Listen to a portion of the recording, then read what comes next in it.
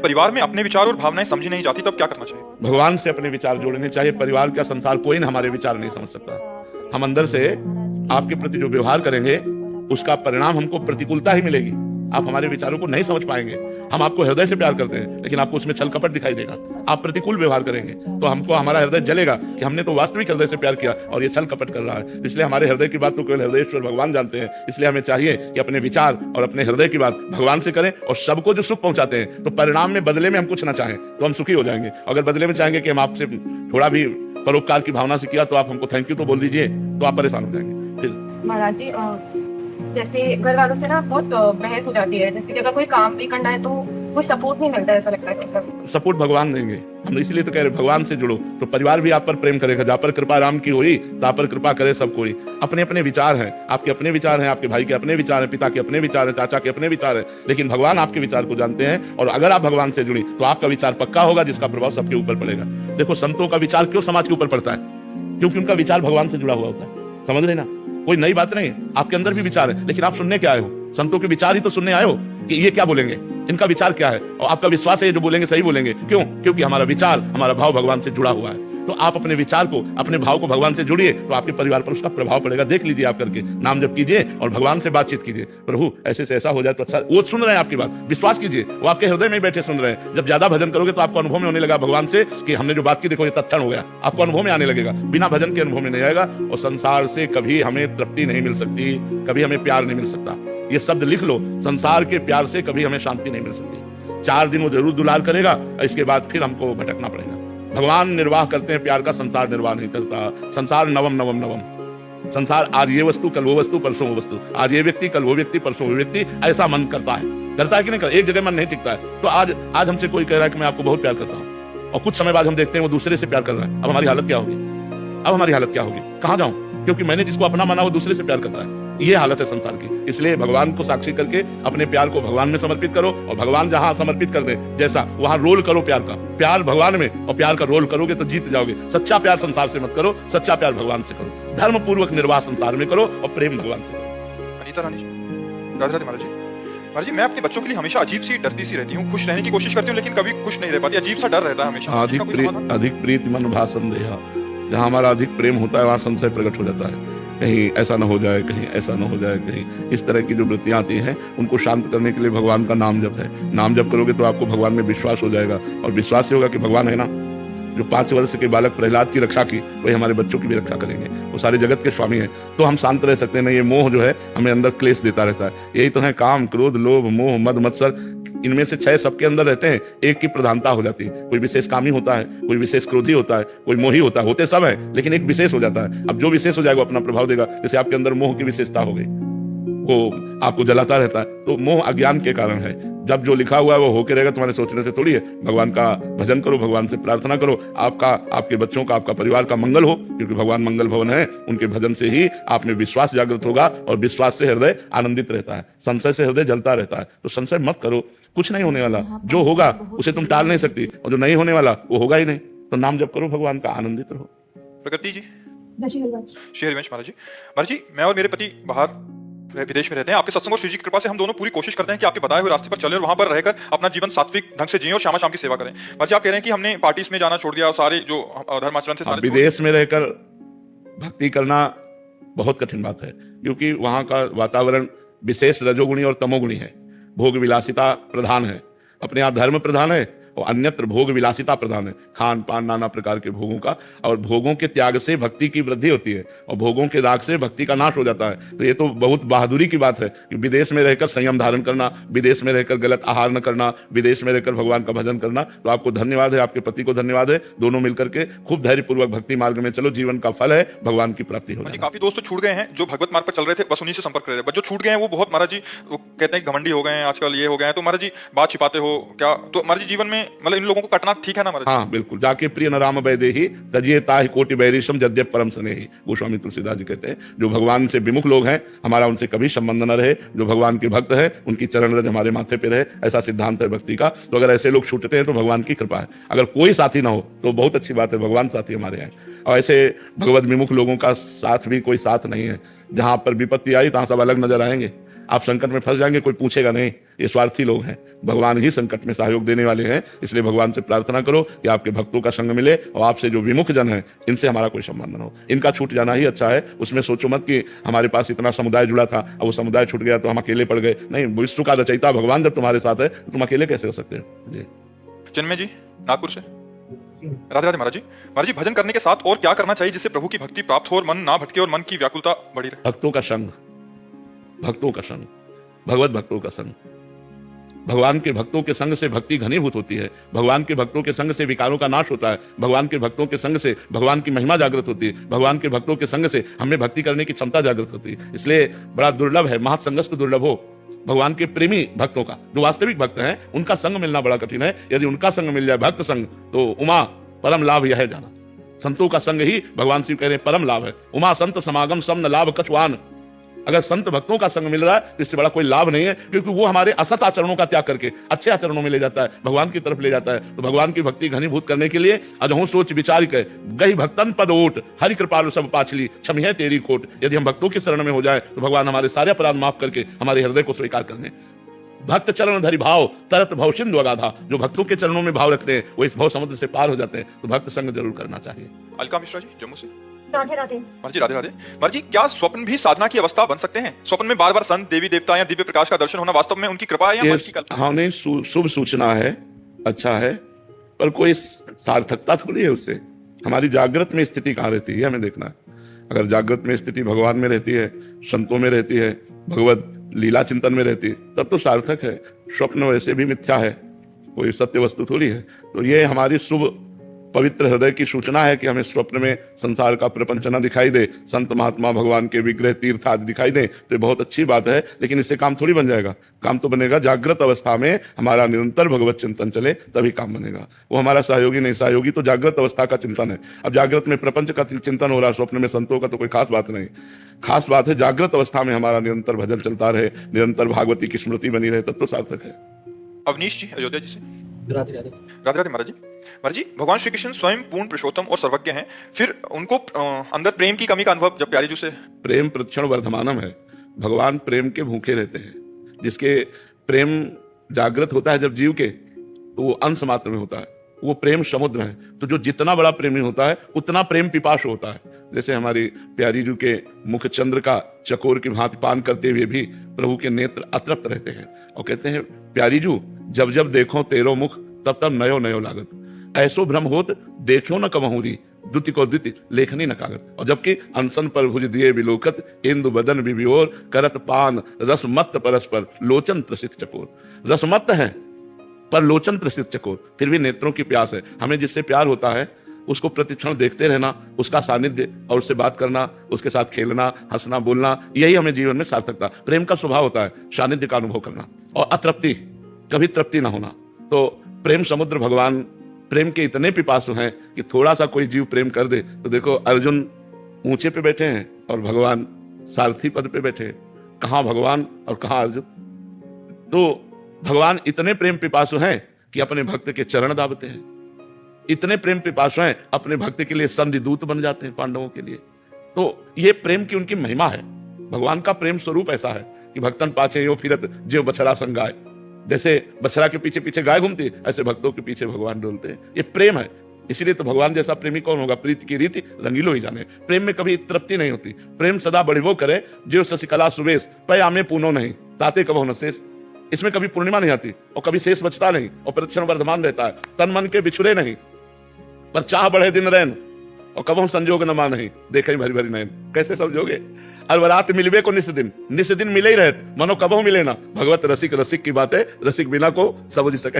ये प्रेम अगूढ़ वस्तु है, हृदय में प्रकाशित हो जाए तो है बहुत, सब में प्रकाशित है इसलिए। और इतना गूढ़ है कि कोई जान नहीं पाता, और इतना गूढ़ है कि सब में प्रेम प्रकाशित है, पर वो देह में आ गया, वो वस्तुओं में आ गया, वो धन में आ गया, मकान में आ गया, यहाँ प्रेम बच गया।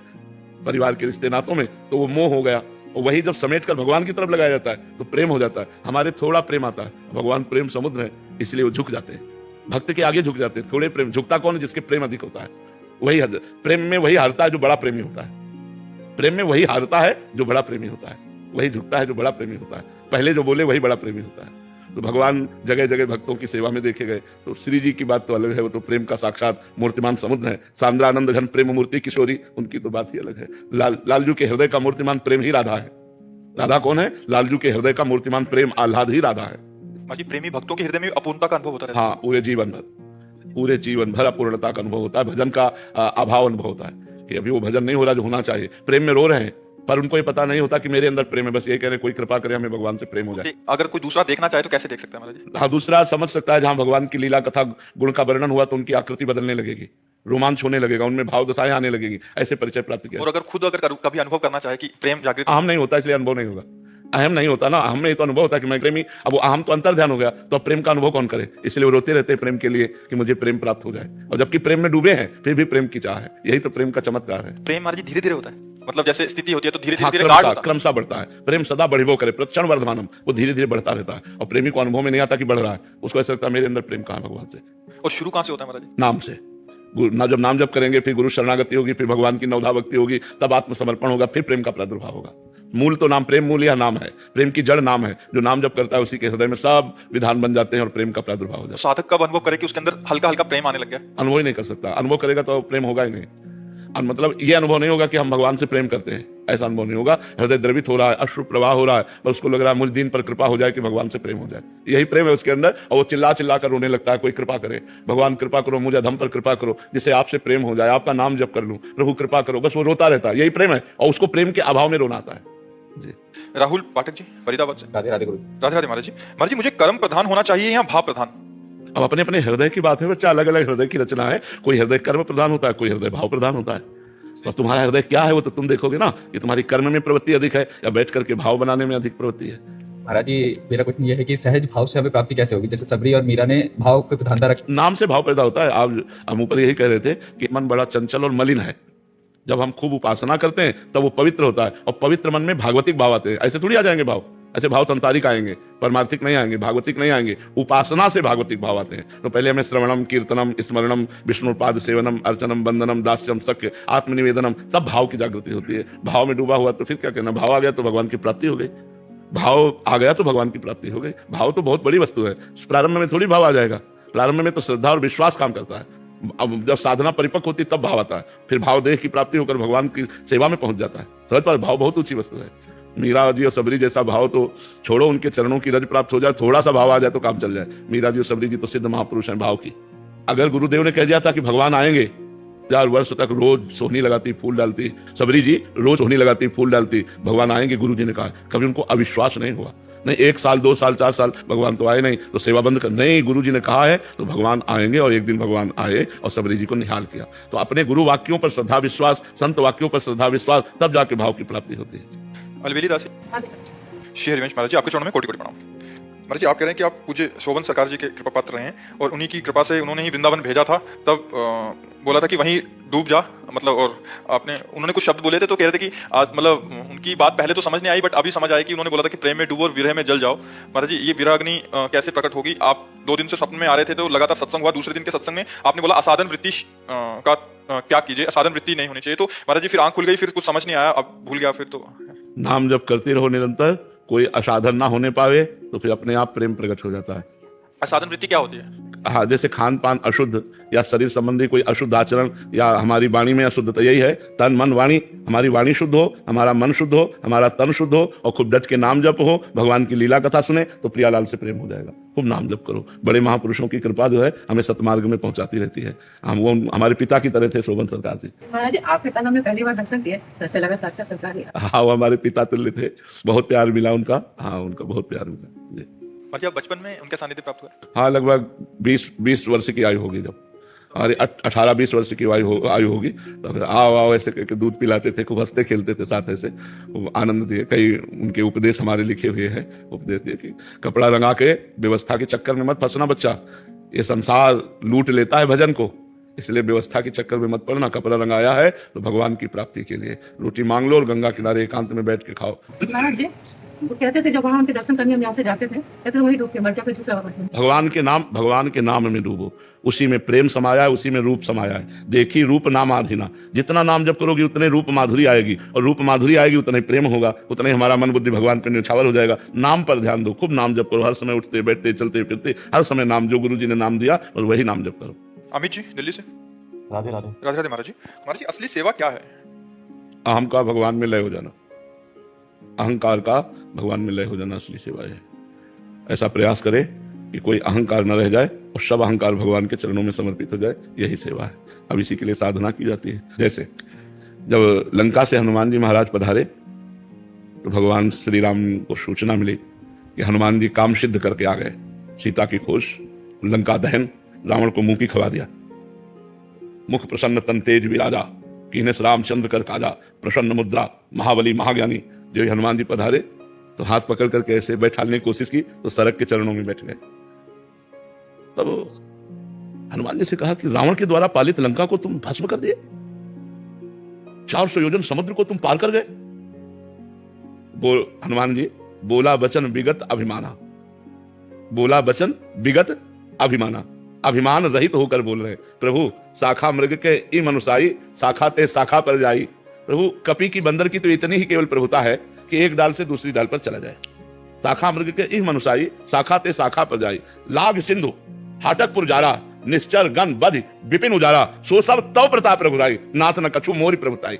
समुद्र का लांघना और लंका स्वर्ण जटित, उसको भस्म करना और निशाचरों को मुंह की खवा देना, ये सब आपका प्रताप किया, राम प्रताप किया है, कहीं हनुमान नहीं। प्रभु ये सच्ची सेवा क्या है? अभिमान का भगवान के चरणों में समर्पित हो जाना। तभी जो हनुमान जी को प्यार मिला वो बड़ा दुर्लभ प्यार मिला भगवान राम का। भगवान राम कह रहे हैं तुम संतात उरिन में नाही, अखिल लोक ब्रह्मांडपति भगवान कह रहे तुम संतात उरिन में नाही, कर देखा विचार मन माही। मैंने विचार करके देखा मैं तुमसे उरिन नहीं हो सकता।